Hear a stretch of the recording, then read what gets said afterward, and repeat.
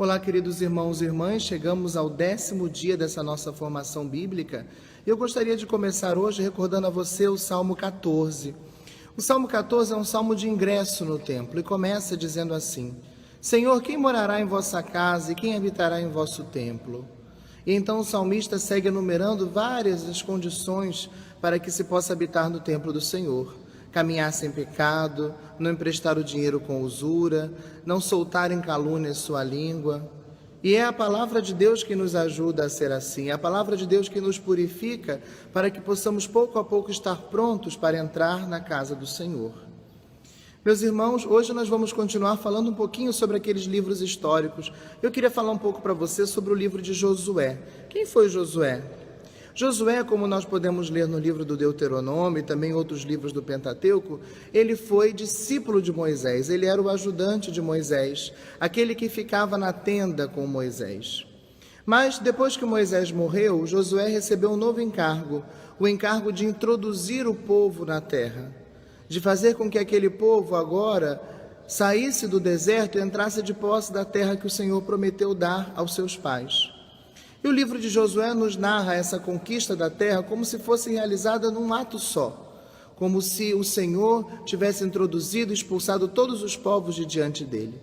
É uma forma de narrar a história, porque na verdade sabemos que a conquista da terra prometida se deu pouco a pouco, mas o importante para o livro de Josué não é fazer um diário dessa conquista, mas é mostrar, ainda que de maneira sintética, que foi o Senhor que com mão forte introduziu o povo na terra, ou seja, a posse da terra não foi só um esforço do povo, não foi só fruto da força do povo, até porque esse povo nem tinha uma força bélica capaz de destruir os outros povos que estavam à sua frente. Mas foi o Senhor que com mão forte os introduziu na terra, cumprindo assim a sua promessa. E é interessante que o livro de Josué nos mostra que o Senhor é fiel, mas também nós devemos ser fiéis para com o Senhor.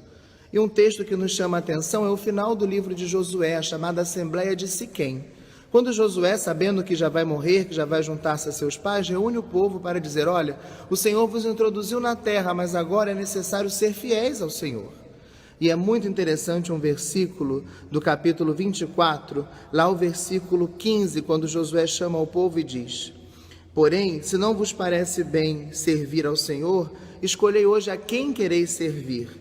Se aos deuses aos quais serviram vossos pais do outro lado do rio, ou aos deuses dos amorreus em cuja terra habitais. Quanto a mim, eu e minha casa serviremos ao Senhor.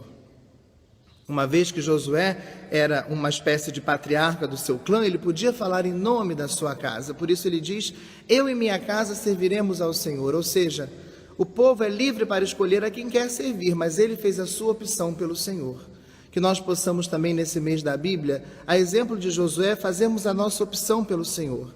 E numa atitude de fé possamos dizer: eu e a minha casa, porque eu creio que se eu seguir o Senhor, se eu obedecer a sua palavra e se eu for um intercessor, Ele há de operar maravilhas também no coração daqueles que habitam comigo, fazendo com que, quem sabe, eles não se abram e não sigam o mesmo caminho, aproveitando e recebendo também as bênçãos, as graças que eu recebo do Senhor todos os dias.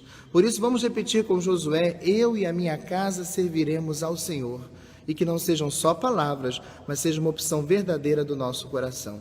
Que o Senhor te abençoe e te guarde e que você continue caminhando conosco amanhã no nosso 11º dia. Que Deus te abençoe.